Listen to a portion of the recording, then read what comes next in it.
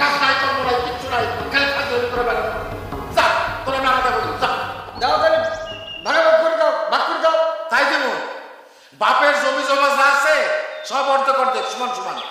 মাইনে নিলাম, আর ভিটা বাড়ি যা আছে সেটা অর্ধেক অর্ধেক সমান সমান। সেটাও মানছি, অবশ্যই। ঠিক আছে, কালকে মেম্বার সাহেবের ডাইটা তাদের সব ভাগ করে দিবি।